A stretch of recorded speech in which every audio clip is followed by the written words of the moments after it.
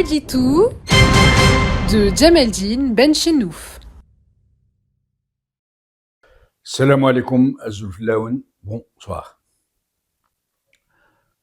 En Algérie, depuis que Tebboune est la façade officielle du régime, il n'y a aucun des très gros et très nombreux problèmes parmi tous ceux qui la distinguent, qui distinguent ce pays, dont le gouvernement n'entreprend de le régler dans l'immédiat et en profondeur sous l'impulsion du grand timonier.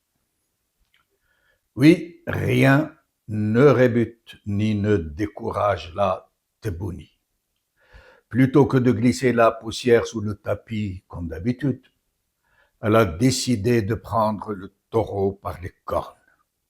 Et plus rien ne lui résiste. Les produits agricoles sont inaccessibles aux petites bourses et souffrent de pénuries à répétition. Qu'à cela ne tienne, M. Tebboune nous apprend que l'Algérie a produit pour 25 milliards de dollars en 2021, de produits agricoles, pour 30 milliards de dollars en 2022 et 37 milliards de dollars pour 2023. Sauf qu'à part ces annonces fabuleuses, personne n'a vu la couleur de cet argent, ni même ses produits sur le marché.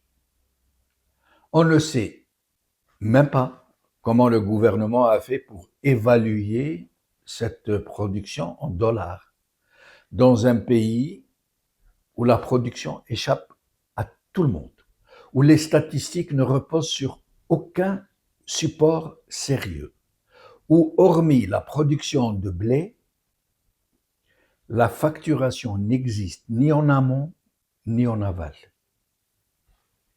Comment ils ont fait pour évaluer cette production et où est-elle passée? Il y a des pénuries d'eau potable dans tout le pays, à un point où la situation a dégénéré en émeute dans plusieurs villes du pays.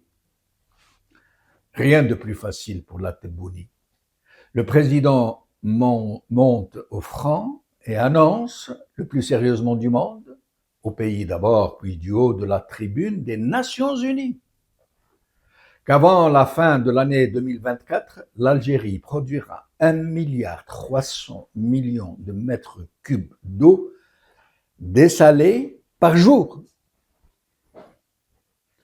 L'Algérie est un gros importateur de blé.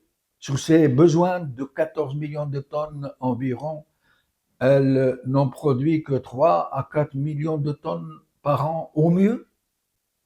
Pourtant, lors d'un entretien avec le secrétaire d'État américain, M. Tebboune, lui apprend sans sourciller que l'Algérie s'apprête à produire facilement, a-t-il précisé, 30 millions de tonnes de blé par an.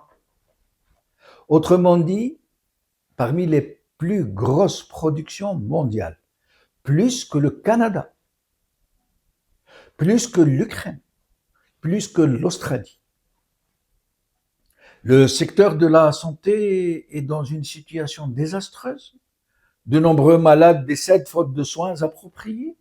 Les rendez-vous pour prise en charge des gens qui ont le cancer s'étendent sur plusieurs mois. Les remboursements de la Sécu sont très bas pendant que les soins dans les cliniques privées sont exorbitants. Alors, facile, le plus sérieusement du monde, le président Tebboune sort sa lampe d'Aladin, la frotte un petit peu et déclare publiquement que le secteur de la santé de notre pays est le plus performant d'Afrique et du Maghreb.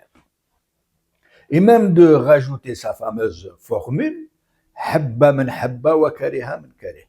En substance, que celui qui n'est pas content se tape la tête contre le mur. Et c'est ainsi, pour tout, une sorte de thérapie par la méthode Coué. Un déni obstiné de la dure réalité et son exorcisme par le délire, la fuite en avant, fumigène de cabaret et incantation d'apprentis sorciers qui fait tomber la grêle quand il a promis la pluie. Et ça continue de plus belle. En ce moment même, 2 gros chantiers viennent d'être lancés. Contraindre l'économie informelle à rentrer dans le rang de la normalité et mettre fin à la bureaucratie. Rien que ça. Les 2 plus gros cancers du pays, tous 2 reposant essentiellement sur une corruption systémique. Alors, pareil que pour le reste. Branle-bas de combat, langue de bois en bandoulière, campagne au pas de charge, fumigène vert blanc rouge, lampe d'Aladin made in China et applaudissements professionnels. La claque sur commande. Mais peut-être faut-il faire un peu de lumière sur ces 2 chantiers. L'économie informelle, évaluée grossièrement et on ne sait comment, à environ 35% du PIB, qui détiendrait environ 40% de la masse monétaire, selon les mêmes sources, est en réalité autrement plus importante, et ça se voit. Certains observateurs considèrent qu'elle concentre plus de la moitié de la masse monétaire et qu'elle a réussi à capter de très grosses parts des crédits à l'importation alloués aux opérateurs privés qui en réimportent la partie issue des surfacturations pour la revendre au marché noir à des prix effarants. Le plus choquant est qu'une très large proportion de cette économie de l'ombre, pour ne pas dire les 3/4 de cette économie de l'ombre, est entre les mains des barons du régime, de leur clientèle, de leur parentèle. C'est Aït Sabah qui n'est pas en prison. La seule méthode qui aurait pu mettre fin à ce squat économique n'a jamais été adoptée. Le changement de monnaie, qui aurait contraint les affairistes souterrains à mettre leurs fonds dans les banques et être ainsi identifiés et devenir donc imposables. Mais le président Tebboune sait que s'il envisage une telle solution, il n'aurait plus qu'à faire ses valises. Le second chantier dont on nous dit qu'il va être très vite réglé est celui de la bureaucratie. Ouais.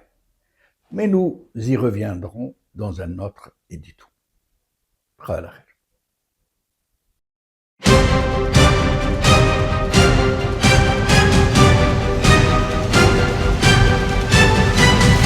L'édito de Djemeldine Benchenouf.